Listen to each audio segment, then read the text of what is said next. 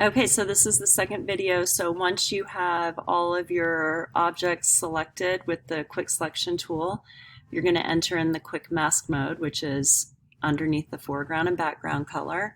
And once you're in there, everything that is not going to be showing up in this image will be pink.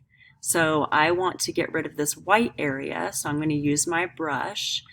And white is going to reveal what's under, like white's going to reveal the image, so you don't want to do that. So if you hit X on your keyboard, you have black on the foreground. Black is going to conceal it. So I'm going to conceal all of this, and I'm going to go really fast for demonstration purposes. So I am just getting rid of all of this white image, and this is the image from the hand. Okay, I'm not getting rid of the phone image. So when you're in these little areas, of course, you'd really want to zoom in. Like I work very, very close when I'm doing layer masking, and you just go really slow, and you get rid of all this white stuff. Okay, when you're close to done, and then remember, like if you make a mistake, so see I have pink on the skin tone, I just hit X and get white on top, and I paint it out. Okay, when you're done, you just go over to your layer window, and to the left of the black and white cookie is the layer mask, and I clip that.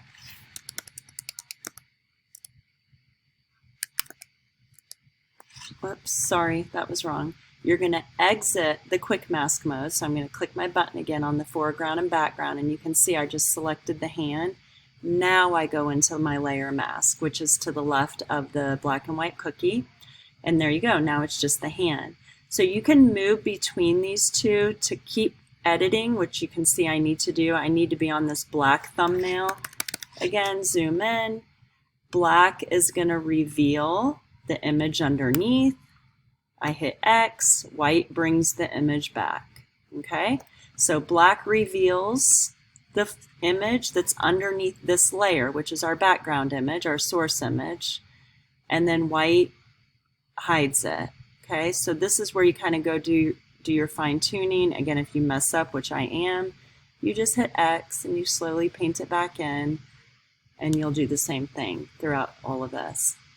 If you want to add another object, all you do is go to File, Place Embedded, and you'd find your third image that you would want to get rid of or input. So I have this, Falling Objects. I'm going to place it. I'm going to do a Command minus. I'm going to make this guy a little smaller, maybe move it over here, hit return. I'm going to do a control right click to rasterize the layer. And then one thing I like to do instead of going into the quick mask mode is I just put a layer mask on it, and I can start painting. So black reveals, white is going to conceal it all.